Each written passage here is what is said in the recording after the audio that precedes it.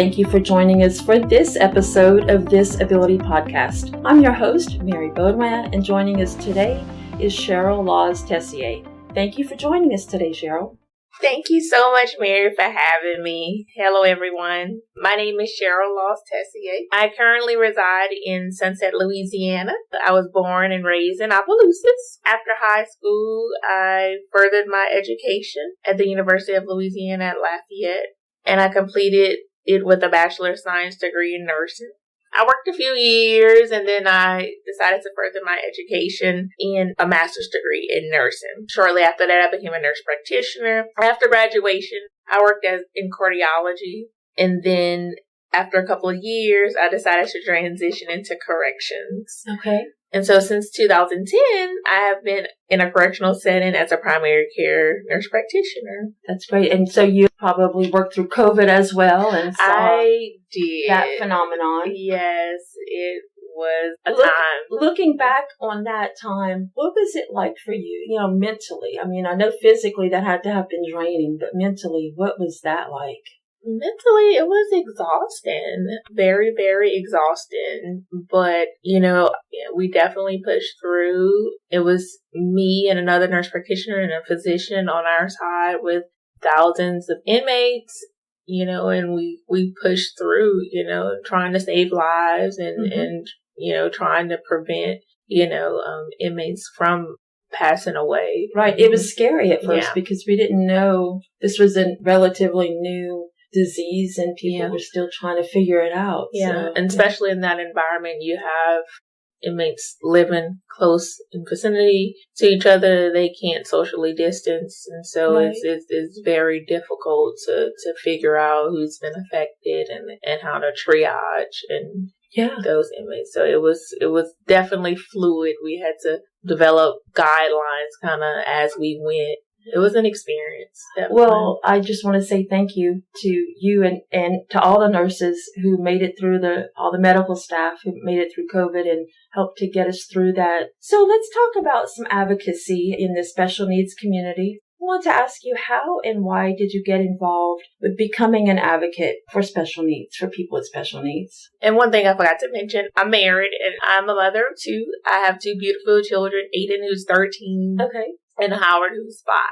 Howard is my youngest, and he also is on the spectrum. He has autism. Okay. And so he's pretty much how I got involved. But there are some particular experiences that I would like to, some lived experiences that assisted with me becoming very involved with helping others in the disability community. Two in particular. Okay. I remember July 12th, 2021. It was actually Howard's 2-year-old wellness visit. Children, as they grow up, they have wellness visits with their pediatricians, their pediatric nurse practitioners, providers, and with these screenings is to evaluate if children have certain illnesses, to get vaccines, different things like that. And it was around that time, prior to that, we had noticed some speech delays and he was already getting speech, but I had already saw some other issues, some other needs that he had, I would say, sensory needs. Okay. And so, I knew some of the things to look out for, and I knew this was the age, that you kind of want to get things going, if you can. I finally had built up the courage to express my concerns at that visit. The provider at the time completely shut me down. Like, she looked at me like I had 4 foreheads, literally. It wasn't until the end of the visit, I remind her of the failed responses on the developmental screening, because some offices, when you get in the room, they'll make you feel like a checklist of, is your child doing this? Can he circle these 3 responses and stop if you have 3 no's or whatever? And milestones. Yes, exactly. And so we failed them.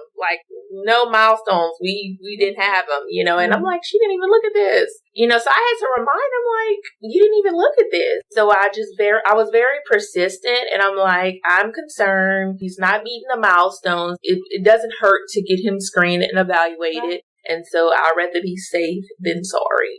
Early detection is key, and I just would like to get him evaluated again. At that point, I got a referral. So, I worry about me. I'm a provider, but I worry about the people who are not like me. They trust what their providers say, and they say your child is good. I don't think they need it, and they move on. They trust. I kind of know better. Yeah. I know, and I have that mama gut too.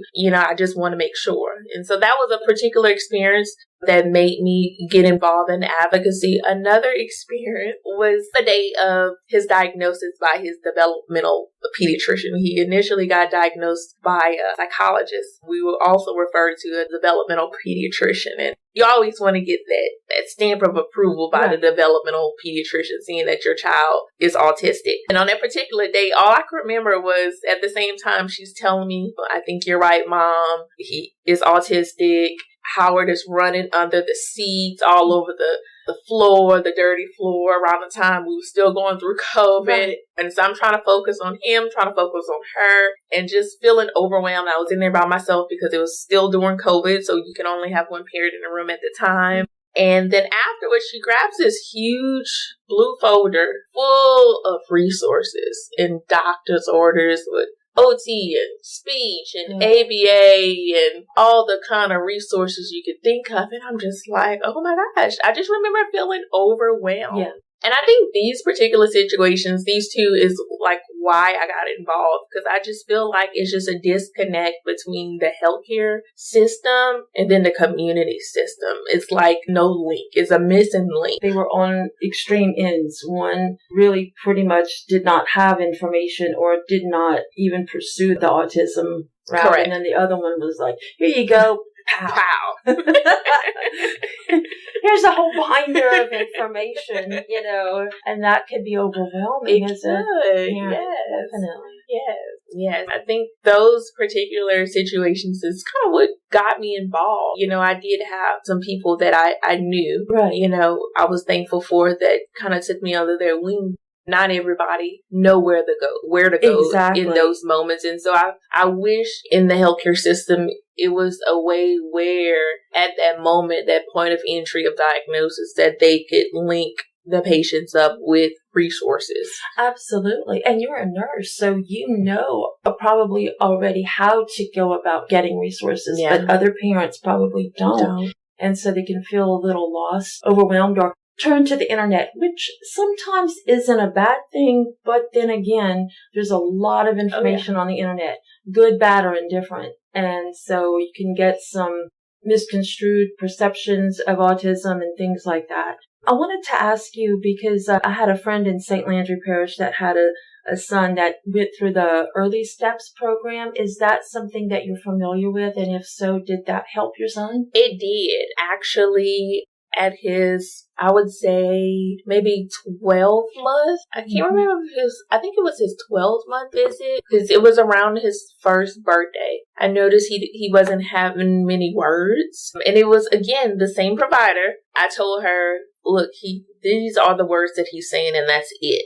According to these milestones, he should be doing this, and this. And she was like, well, no, he'll get there. He's a boy. Boys take time. Sometimes boys are a little slower than girls. They take time. And I was like, well, no, even though if they take time, I want him to get some speech. And so it was at that time, she referred him to Early Steps. And I think Early Steps was also assisted with me kind of giving the provider some additional resources to kind of say, hey, he is having some sensory issues, because it was his current speech therapist that noticed some sensory issues and alerted that, hey, he may need some OT. And then I was able to tell Early Steps, hey, can I get a Patel screening? And they did like a little Patel screening for autism. And I was able to have that with me too when I was at the doctor's office. And still, she looked at me like I had 4 foreheads. Early Steps was a big help also. But again, not many people know about Early Steps. Not many people know that you can self-refer yourself. You don't have to be referred by a physician for Early Steps. You can call the center in your region and do a self-referral for Early Steps. And then once you transition into the school setting, they'll actually help set up a transition meeting with you in the school system to get you in the school system if you are already in Early Steps. And so it makes it easier. Is that the pupil appraisal Yes, team? yes. Okay. He is in school, and so he's 5. We started ABA in our area. Most facilities I've been seeing have like at least about a 6-month waiting list is what I've been hearing lately. And so ABA has a long waiting list. And so he started ABA when he was about 2 and maybe 3. And so we did ABA until he started kindergarten. Yeah, and so we transitioned from ABA to kindergarten. He was ABA full time, and then they actually went within the school with him. And so not many people know about that also. I think the early intervention was definitely would put him on the right track, because now we're actually about to transition out of ABA service. He started off kindergarten with an ABA line technician with him in the classroom every day, Monday through Friday.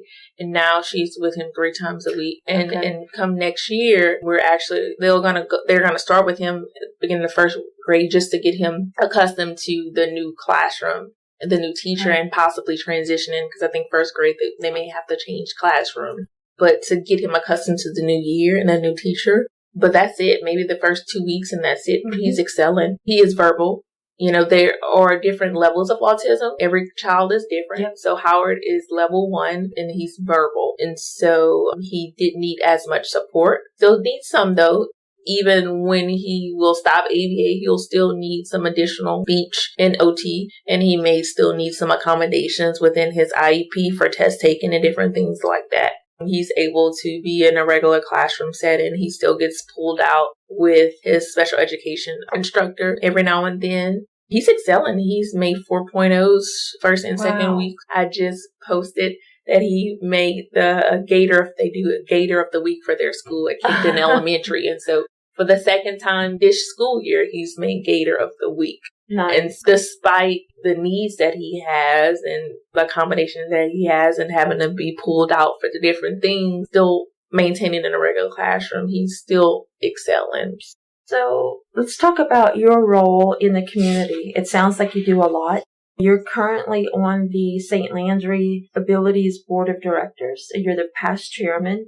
I wanted to ask you, what have you learned through the experience, not just as a mom, but being a new advocate, and how has that changed your perspective, if any? Definitely that our disability community has came a long way. I did a leadership program called Partners in Policymaking, and I'm not sure if you're familiar with it. I'm not. It's provided by the Louisiana Developmental Disability Council. And it is a 6-month training program that's free, and it helps us advocate. It's for self-advocates and for advocates. It helps train you to be advocates and to help change policy and partners in policy making. They bring in speakers from different areas of the world. They pretty much go through past history in the disability community. They go through education. They go through how policies are made, how policies are created. They go through how to talk to a legislator, how the legislative process, so how to advocate in legislation. Sounds like an amazing program. An amazing program, and it's free. That's even better.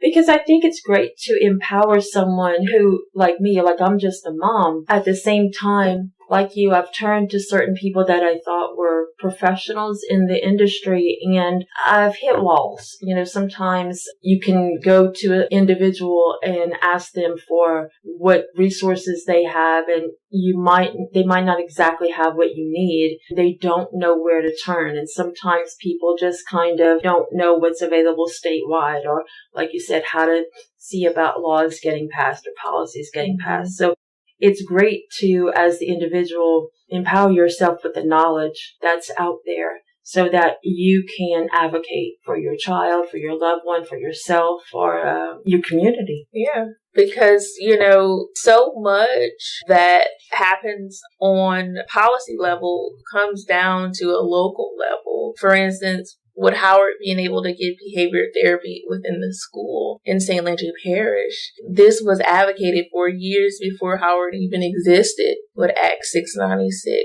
And then it was re-advocated for because they were having difficulties with even making it work in the school. And so it was re-advocated for with House Bill 872. You had advocates that had to go out and say their personal stories. And so this is why my son is able to be successful. because if he wouldn't have had his text coming with him in the school, he would have been leaving full-time ABA to just be thrown in the school system with no guidance. Now he's excelling, but it takes people that have come before me to lead the way. Somebody else have to kind of step in and do it. So you would recommend that if anyone's interested in becoming an advocate, go through this Partners in Policy? I would definitely recommend. And then it is a commitment. It's a 6-month training once a year. They do select advocates, so you have to be selected. And if that's being a parent with a child with a disability is hard. Sometimes it's hard to find sitters. Sometimes it's hard to make that commitment. And so, but there's other ways of advocacy and other ways of getting involved. There's programs locally like LACAN. We have a LACAN program. You find your region. We have our Region 4 leader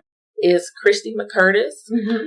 And you get involved with LACAN and she'll tell you how to become an advocate. She'll tell you how to get involved with your legislator and who's your legislator. How do I even find out who my legislator is? How do I even write a letter to him? Right. What's great is that they can usually provide you with like a template. Yeah. And you kind of fill in your name. You fill it in. And of course you can add things or subtract things, but it helps to have a starting point. And that template is amazing to me because it's like, okay, I didn't know exactly how to word something, but all it takes is just asking someone for help. And then you can kind of get the ball rolling because there's people out there that are more than willing to help you to advocate. And advocacy is just simply telling your story, telling your personal story to a legislator, to a committee, letting them know what you need, the things you're going through, because people who are not in our world just don't get it. And so sometimes they just have to kind of get a glimpse, and then maybe the light bulb will come on just a little bit. I know that there are some nonprofits here in Acadiana that do work with children of various degrees with special needs. The Dreams Foundation of Acadiana is one, the Autism Society, the Down Syndrome Association. There's a lot. Have you found a particular nonprofit that in your community that has helped you and or your son? St. Landry Abilities is definitely my first home. St. Landry Abilities is a 501 nonprofit organization. Their mission is to improve opportunities for people with different abilities in the St. Landry Parish community. They provide an intimate support group for members of their parish and surrounding areas. They host monthly virtual support meetings with guest speakers. They host annual resource workshops. They have inclusive activities such as movie outings, beach excursions, water park outings, and annual Christmas parties. One thing I love about St. Landry Abilities is more of just not the individuals with the disabilities, it's them and their families. It's more, they try to do more inclusive things. St. Landry Abilities was my go-to when Howard was initially diagnosed, particularly Bambi Polizzola, who is one of the founding members of the organization. She's a highly respected advocate in the disability community. She worked for the governor offices of disability affairs. She's also my NAUW sister. And so that's kind of how we linked up. She's very highly respected. And, she is the one that actually kind of got me into advocacy and showed me about partners and about the SEEK Council. Every school board has a SEEK Council, a Special Education Advisory Council. So you can try to make decisions within your school board and partner with them. So I would definitely say St. Landry Abilities has been one of my favorite nonprofit organizations. But we partner with several other amazing organizations. Autism Society, Families Helping Families of Acadia, and amazing. So St. Landry Abilities and St. Landry Parish, we really don't have much. And so we needed something in our area. Everything is in Lafayette Parish, and so we needed something for our area. And that was one of the reasons why that particular organization was formed. Families Helping Families, I would say, is the hub. It's the hub of all hubs. And if you have a child with a disability, Families Helping Families is your hub. You start there because there's so much out there, but you start there and then they can link you up. They have educational liaisons that will tell you What are your special education rights? What is an IEP? How do I prepare for this IEP? Like, what does the process look like when me and the school don't agree? Like, what do I do next? How do I get evaluated? They actually will come with you to an IEP meeting, but you got to call them ahead of time. You can't call them the day before and say, hey, I need somebody to come with me to the IEP meeting. Right. You know, but they are available. And I didn't know that. They are available. Great. They are funded through our state. And so this is why advocacy is important. And this is why it's important for people like us to advocate for funding for programs like this. Because if we don't advocate, programs like this won't exist for us and for our community. That's right. Every year, Families Helping Families have to go in front of the government to say, can you renew our funding for education? You guys have an active Facebook page. Do you have a website as well? We do not have a website. No website. That's okay. Everybody goes to Facebook anyway. Families Helping Families. That's a great resource. Yes. Especially for this outlying parishes. Like you said, you know, you're in St. Landry, and Lafayette does have a lot of resources. But then externally from those parishes outward, more rural areas don't quite have the resources we have. That's a good point that you made about that. Yeah. Right. Any other topics that you'd like to talk about regarding special need advocacy? Or we covered a lot, Mary. We did. Because I'm going to switch gears on you just a little bit, because I usually ask this to most of my guests when I do a little background. I wanted to ask you about faith and how important of a role that plays in your life and your family's life. Faith plays a huge role. When I say Jesus is my homeboy, he's my friend, my therapist. I really don't know what I would do without him. You know, I'm literally nothing without him, especially going through the time of wondering, okay, is he autistic? You know, when all the world, even close ones, loved ones, was telling me, okay, Cheryl, you're overreacting. He's just a boy. He's taking his time. But I knew in my spirit, in my heart, I felt it. It was my mama's spirit, but it was also what I believed in and what God had revealed, that he was on the spectrum. Yes, faith is definitely a big part. I really don't know what people do without Jesus in their life. The walk we take in a disability community is just, it's not easy. I tell people at times, I'm like, I feel like I need a personal secretary to keep up with these appointments and I'm the same way. And the therapist and the this, you know, the appointments and stuff. I would say it's getting better because, like I said, Howard doesn't have as much needs, but he's also an asthmatic too. Initially before Tefra, and that's one thing I didn't mention. Tefra Medicaid. Not many people know about this. If you have a person with a disability, no matter what income you make, your child can get Medicaid. And so before I knew about Medicaid, and so St. Landry Abilities was prominent in that, telling me about Tefra Medicaid, Bambi-Pulizzola, like, do you have Medicaid? I'm like, I didn't know I could get Medicaid. At the same time, even though I had a good salary, I was drowning in bills, medical bills, early step bills. Early steps is amazing. But when you have a certain income, you have to pay for these therapy sessions. It's not a session, but them little sessions add up when they come in weekly. Yes, it does. Co-pays add up. And at the time, Howard kept having like ear infections, different things. He had tonsils out. And I have really good insurance working for the government, but like those medical bills added up. And then, you know, your transportation to and from, if anything like me, like with Lexi, with her diagnosis, we were going back and forth to New Orleans. And I was like, I'll be willing to go anywhere. Multiple appointments for different doctors because we saw a neurologist, a gastroenterologist, an orthopedist. Yeah, keeping up with all of those appointments and trying to juggle too, working. Yeah. I've always worked since I was 18 years old. Yes. I think that a lot of us, the moms, you know, out there and dads too, listening that, you know, if you have a full-time job and a child with special needs, it's a delicate balance. It's a delicate balance. And I would say, and a lot of people in our community don't know, it's possible to still work if you are a parent that maybe have a child with a new diagnosis and are having issues with work or needing some support with finding some support with your child at home and you having to get to work, definitely reach out to a key in an area human service district, your community service district, and try to see about getting waiver services. You have to get screened. It's a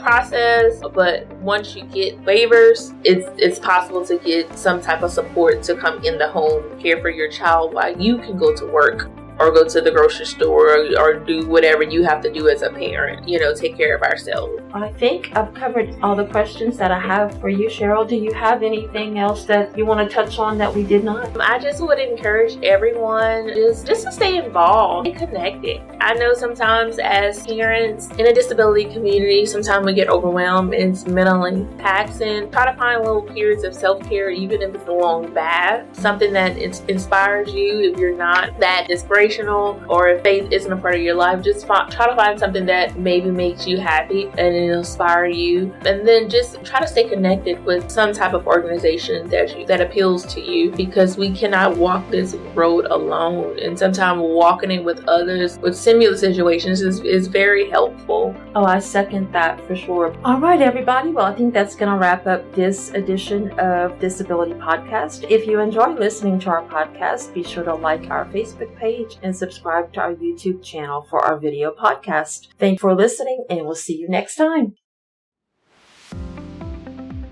Help us grow our audience by subscribing to our podcast on iHeartRadio, Spotify, YouTube, Amazon Music, Apple Podcasts, and other podcast networks. Additionally, if you enjoy listening to our podcast, help us to be discovered by leaving a rating or review of our episodes. This will connect us with other potential listeners and help us to expand our audience. From all of us at Disability Podcast, we thank you for your ongoing support of our mission to unveil stories that inspire and enlighten others in the special needs community.